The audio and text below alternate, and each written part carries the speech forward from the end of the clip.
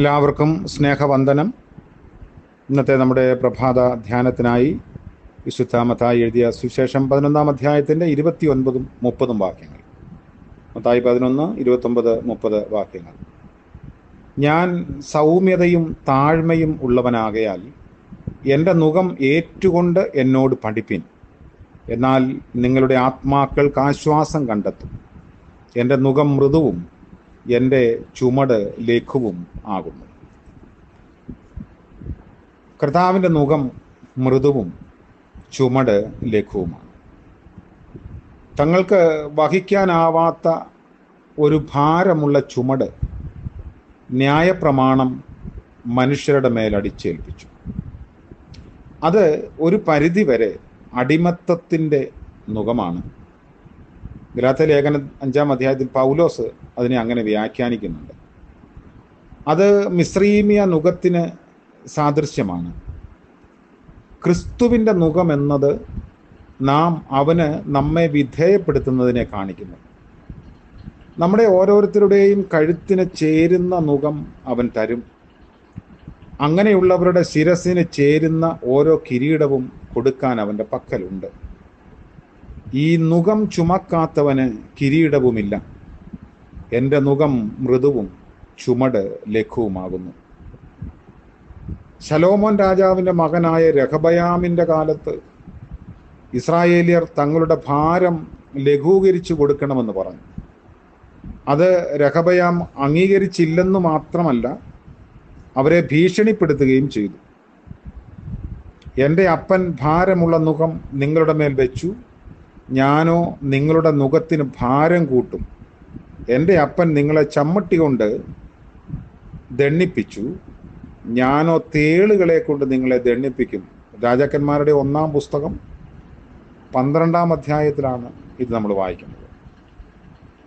ഈ മറുപടിയുടെ ഫലമായി ദീർഘവർഷങ്ങളിലേക്ക് നീണ്ടു നിന്ന ഭിന്നതയും യുദ്ധവും ഉണ്ടായി.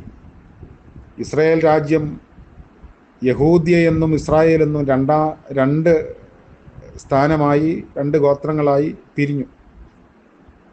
എന്നാൽ യേശുക്രിസ്തുവിൻ്റെ നുകം സ്നേഹത്തിൽ അധിഷ്ഠിതമാണ്. യേശുവിൻ്റെ വളർത്തപ്പനായ യോസേഫ് തച്ചനായിരുന്നു.